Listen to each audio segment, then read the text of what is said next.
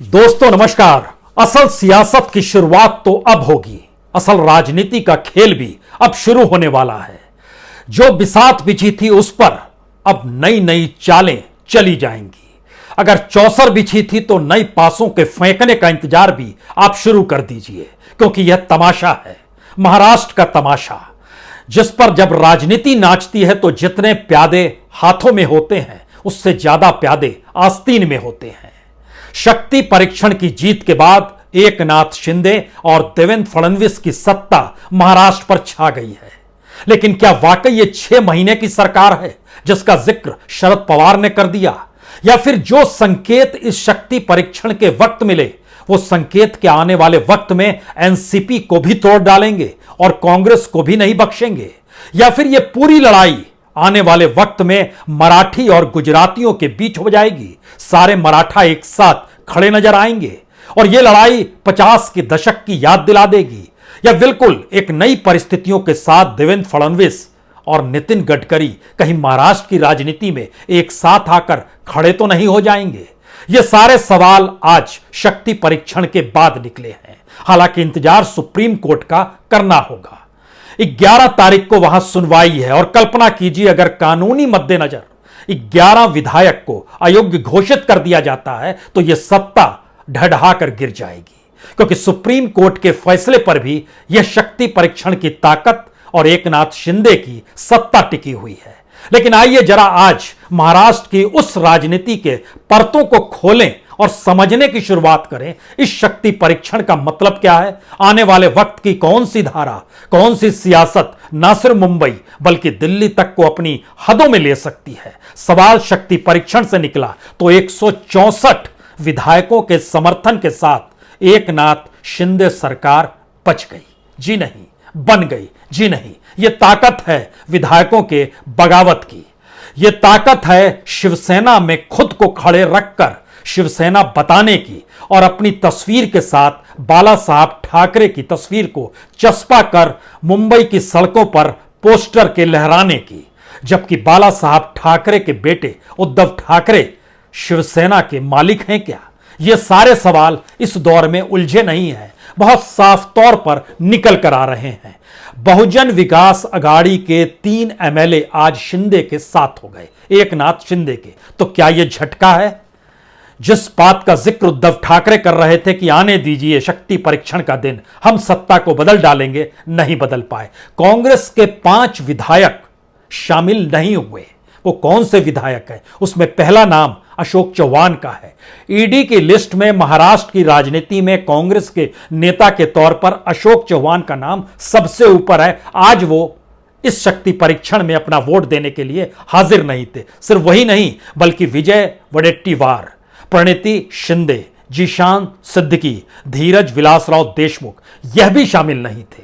और एनसीपी के भी अन्ना बनसोड़े और संग्राम जगताप यह भी शामिल नहीं थे। तो क्या यह 2 परिस्थिति बतला रही है कि आने वाले वक्त में एनसीपी भी टूटेगी और कांग्रेस भी टूटेगी? क्योंकि समाजवादी पार्टी के 2 और एआईएमआईएम के 1, इन्होंने तो खुले तौर पर दोनों वक्त में बायकॉट किया, कल भी किया, आज भी किया। जब स्पीकर का चुनाव था तब भी किया और जब सत्ता का शक्ति परीक्षण था तब भी किया। लेकिन उद्धव ठाकरे से निकलकर संतोष बांगर शिंदे गुट में चले गए। वह आज की घटना है जो कल तक उद्धव ठाकरे के साथ खड़े थे। तो क्या शिवसेना अभी और टूटेगी? श्याम सुंदर शिंदे ये पीडब्ल्यूपी के हैं, पीपुल्स एंड वर्कर्स पार्टी जो है उससे जुड़े हुए हैं, लेकिन ये उद्धव ठाकरे के गुट में थे, यह भी शिफ्ट कर गए आज शक्ति परीक्षण में। लेकिन दूसरी तरफ शिंदे गुट से भी राहुल पाटिल और कैलाश पाटिल यह शिंदे के पक्ष में नहीं आए बल्कि विरोध में आए।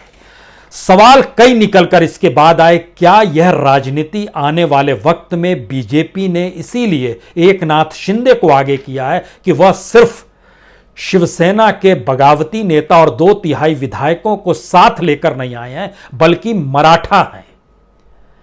और मराठा के तौर पर महाराष्ट्र की राजनीति में तूती अभी तक शरद पवार की बोलती थी और शरद पवार को इस बात का एहसास है कि अगर मराठा नेता के तौर पर और बीजेपी के भीतर कोई मराठा नेता नहीं है तो क्या यह परिस्थिति आने वाले वक्त में उनकी समूची राजनीति को तहस तहस कर देगी।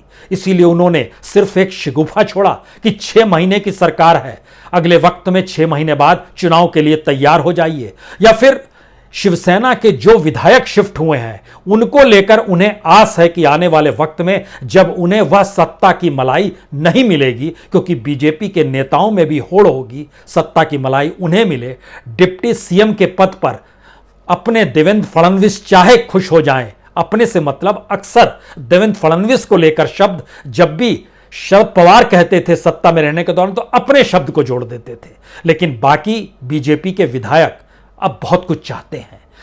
शिवसेना के विधायक जो टूट कर यहां आए हैं वह भी बहुत कुछ चाहते हैं। सबको मिल जाएगा क्या? 2.5 बरस की सरकार और कह रहे हैं शरद पवार 6 महीने टिकेगी।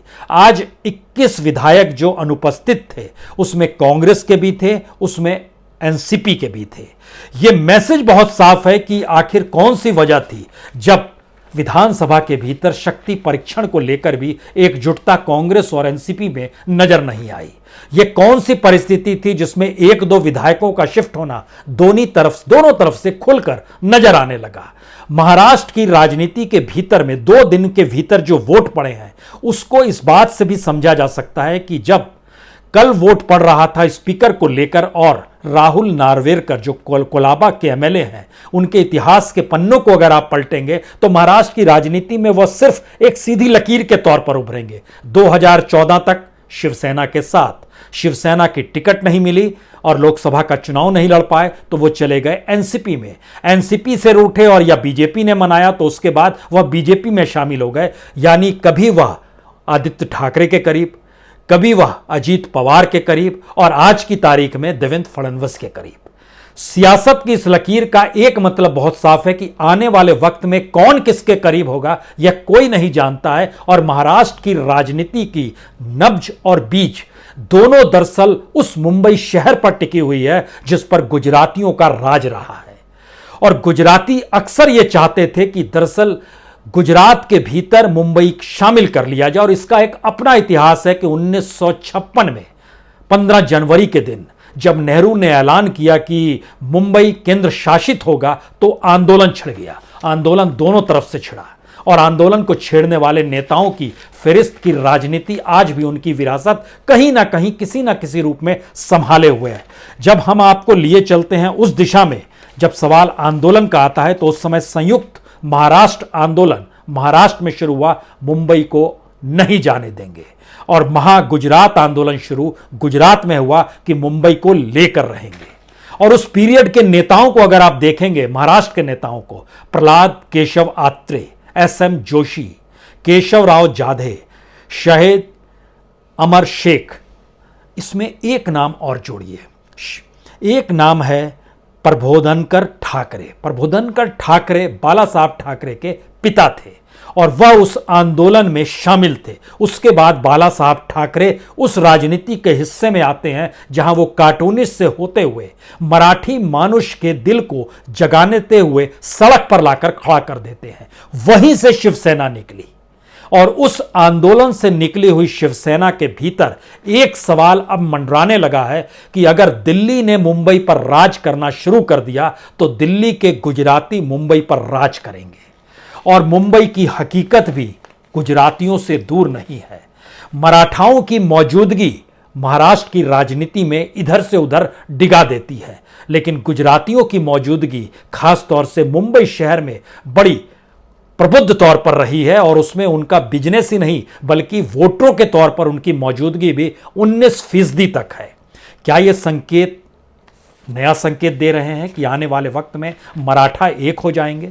उस दौर को भी याद कीजिए जब शिवाजी महाराज मराठाओं को एक साथ करके सूरत पर भी हमला किया गया था। इस बात का भी जिक्र बार बार होता है। कुछ लोग झुठलाते हैं, कुछ लोग इस पर इठलाते हैं, लेकिन यह सच है। और महात्मा गांधी ने भी अपने वक्तव्य में मराठाओं को लेकर कई मौकों पर कई जिक्र किया है।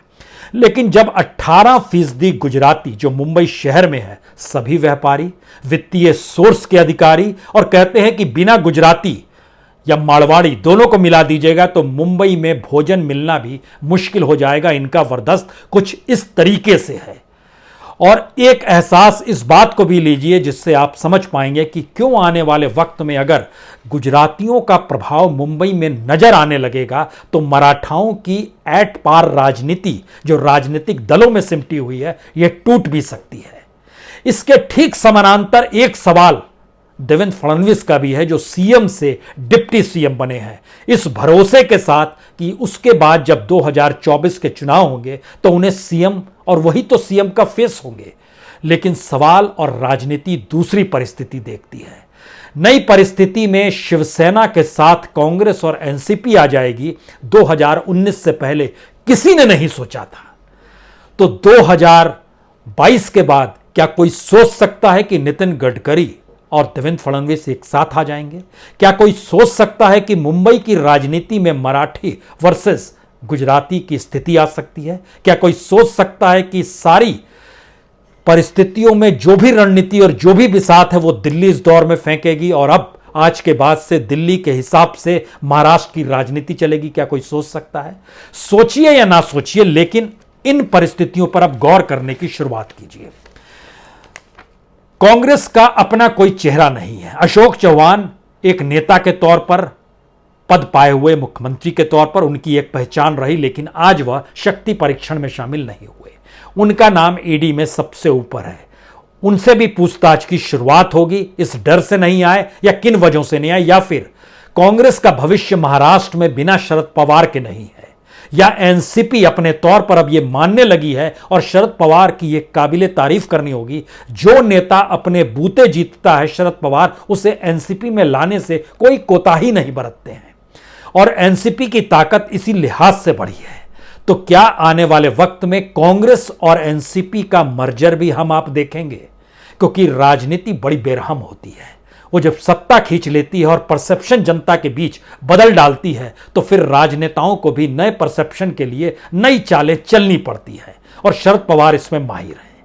लेकिन शरद पवार अपनी राजनीति के साथ अपनी विरासत को भी देख रहे हैं और शायद इसीलिए माना यह जा रहा है कि जिस 6 महीने की सरकार का शिगुफा उन्होंने छोड़ा है वो जान रहे हैं कि उनकी राजनीति की हद भी इसी 6 महीने में तय होने वाली है। ईडी और आईटी का सवाल नहीं है, बीएमसी के चुनाव और देश भर राज्य भर में जो नगर निगम के चुनाव होने हैं उसका भी सवाल है।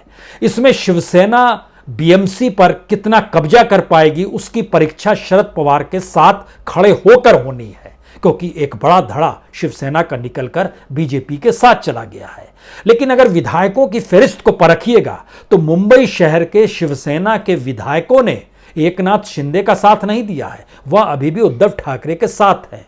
लेकिन मुंबई से सटा हुआ ठाणे, वहां पर एक झटके में एकनाथ शिंदे की तूती बोलेगी। एकनाथ शिंदे दरअसल सतारा से आते हैं। शिवाजी महाराज का गढ़ के तौर पर और मराठाओं के गढ़ के तौर पर भी सतारा की पहचान है और मराठा राजनीति को साधने में यह भी समझना होगा 30% से ज्यादा मराठा वोटर महाराष्ट्र के भीतर हैं। उनका नेता कौन? उनका नेता अभी तक शरद पवार, लेकिन आने वाले वक्त में कौन? और यह राजनीति और यह सत्ता अगर 6 महीने टिक गई और 6 महीने के भीतर तमाम पर कतर दिए शरद पवार के इसने, तो मराठा नेता के तौर पर एकनाथ शिंदे आपके सामने होंगे। अगला सवाल, एकनाथ शिंदे को लेकर क्या बीजेपी अपने नेता के तौर पर रखेगी? अगर अपने नेता के तौर पर रखेगी तो फिर देवेंद्र फडणवीस का क्या होगा? देवेंद्र फडणवीस क्या केंद्र का रास्ता पकड़ेंगे? हो सकता है, क्योंकि देवेंद्र फडणवीस ब्राह्मण परिवार से आते हैं और ब्राह्मण की राजनीति को साधते हुए राज्य की राजनीति में बीजेपी की सोशल इंजीनियरिंग के आश्रय चल पाना बड़ा मुश्किल काम है। इस बात का एहसास दिल्ली में बैठे प्रधानमंत्री को भी है और गृह मंत्री को भी है और इसीलिए उत्तर प्रदेश में मंडल कमंडल को मिलाकर जो राजनीति साधी गई उसके ठीक समानांतर अब महाराष्ट्र के भीतर में आरएसएस जिस कोकणस्थ ब्राह्मण के आश्रय, संघ के आश्रय बीजेपी को जिंदा महाराष्ट्र में रखी रही और बीजेपी के नेता प्रमोद महाजन जब बाला साहब ठाकरे से पहली बार मिलने गए उन्हें लगभग 3 घंटे इंतजार करना पड़ा। लेकिन अब की परिस्थिति ऐसी नहीं है। इस सोशल इंजीनियरिंग की नब्ज को दिल्ली ने पकड़ लिया। तो इस सोशल इंजीनियरिंग को पकड़ने के साथ एकनाथ शिंदे तो उन्हें मिल गए, तो क्या देवेंद्र फडणवीस माइनस हो जाएंगे? और देवेंद्र फडणवीस क्या दिल्ली की राजनीति की दिशा में बढ़ेंगे? और अगर नहीं बढ़ेंगे तो नितिन गडकरी दिल्ली की राजनीति में तो जा चुके हैं, उनका हश्र क्या है यह किसी से छुपा हुआ नहीं है। तो क्या घायल शेर एक दूसरे का साथ देंगे? यह एक नई परिस्थिति है जो बीजेपी के भीतर, क्योंकि विपक्ष धराशायी है मौजूदा वक्त में दिल्ली की सत्ता के सामने, और माना यही जाता है कि बीजेपी पक्ष और विपक्ष यानी आरएसएस की अपनी सोच हमेशा से यह रही है कि सत्ता भी हमारी रहे, विपक्ष में भी हम ही खड़े हुए नजर आए। इसीलिए आरएसएस अपनी भूमिका सांस्कृतिक सामाजिक संगठन के तौर पर रखती है। राजनीतिक शुद्धिकरण को लेकर उसके कुछ विचार पनपते जरूर हैं, लेकिन यहां पर एक नई परिस्थिति है, यह गजब की चौसर है। नागपुर से देवेंद्र फडणवीस भी आते हैं, नागपुर से नितिन गडकरी भी आते हैं। नागपुर हेडक्वार्टर है आरएसएस का। मोहन भागवत आरएसएस के मुखिया हैं। मोहन भागवत की करीबी नितिन गडकरी से ज्यादा करीब है बनिस्पत देवेंद्र फडणवीस के, लेकिन देवेंद्र फडणवीस के पिता जो हुआ करते थे वह नितिन गडकरी के साथ रहे, एक लिहाज से उनके गुरु रहे, यह भी एक स्थिति है। और एक लिहाज से इस पूरी परिस्थिति के भीतर में गुजरात कहां है, दिल्ली कहां है? तो क्या ये आने वाले वक्त के संकेत हैं जो राजनीतिक तौर पर एकनाथ शिंदे की सत्ता और बीजेपी के समर्थन के साथ उभर रहे हैं? यहां इसलिए यह समझने की जरूरत है क्योंकि महाराष्ट्र के भीतर 32% मराठा हैं, ओबीसी 33% है, कुणबी अलग से 7% और जोड़िए तो 40% है। शेड्यूल कास्ट यानी दलितों की तादाद 11.8% है। शेड्यूल ट्राइब लगभग 9.4% है। लेकिन जैसे ही आप इसके भीतर घुसते हैं तो आपको मराठा की मौजूदगी का एहसास होता है और साथ ही गुजरातियों का एहसास भी आपको करना होगा। गुजरातियों की मुंबई के भीतर अगर कॉन्स्टिट्यूंसी वाइज अगर आप देखेंगे तो उनकी तादाद चुनाव जीतने हराने वाली परिस्थिति में किसी को लाकर भी खड़ा कर सकती है। वो बोरीवली का इलाका हो, चाहे पश्चिम या पूर्वी बोरीवली हो, कांदिवली का इलाका हो, चाहे पश्चिमी कांदिवली का जिक्र कर लीजिए, विले पार्ले चाहे पूर्व का हो या पश्चिम का हो, घाटकोपर का इलाका, मीरा रोड, भयंदर का इलाका, दासीहर का इलाका, गोरेगांव ईस्ट वेस्ट दोनों जोड़ लीजिए, खार का इलाका, वेस्ट का इलाका, खासतौर से मलाड़ का इलाका, यहां पर गुजरातियों की संख्या और तादाद किसी भी चुनाव में वोटों को नहीं बल्कि निर्णय को प्रभावित करने की स्थिति में लाकर खड़ा कर सकती है।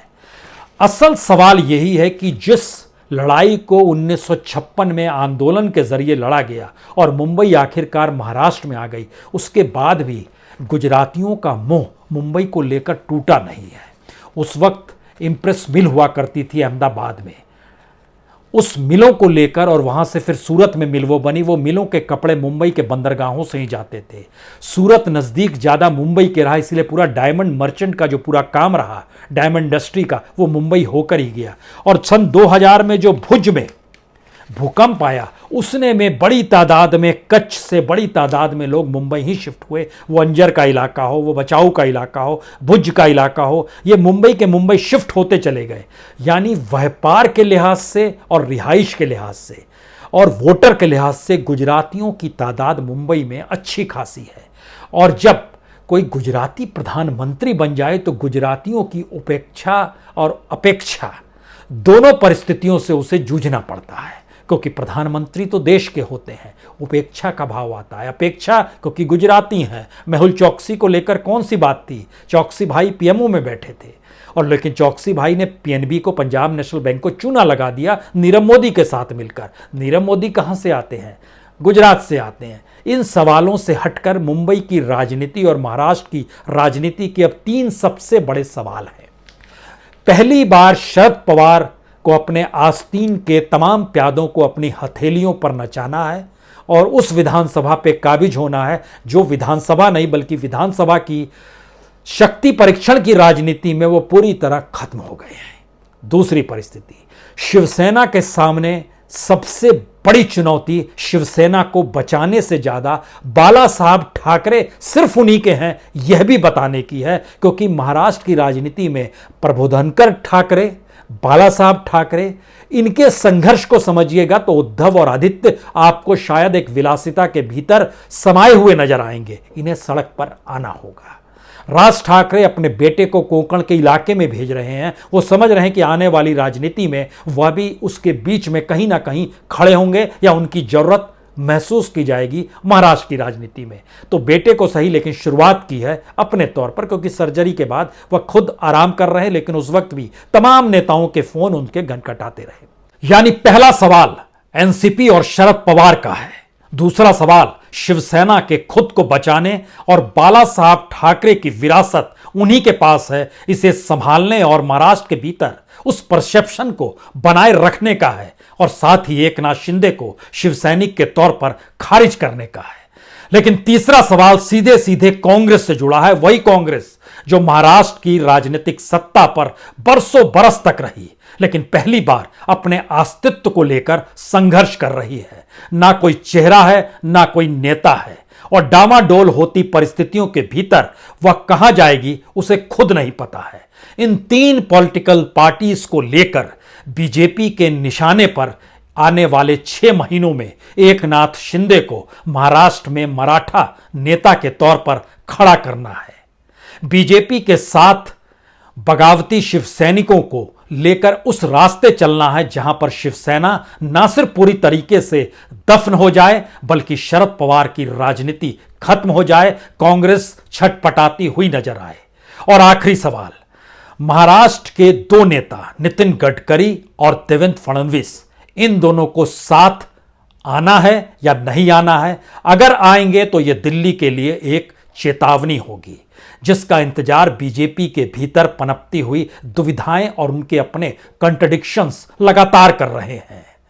दोनों घायल हैं, दोनों उन परिस्थितियों को समझ रहे हैं कि आने वाले वक्त में दिल्ली के लिए उनका रास्ता बनता जरूर है, लेकिन वह कहीं आगे ले जाता नहीं है।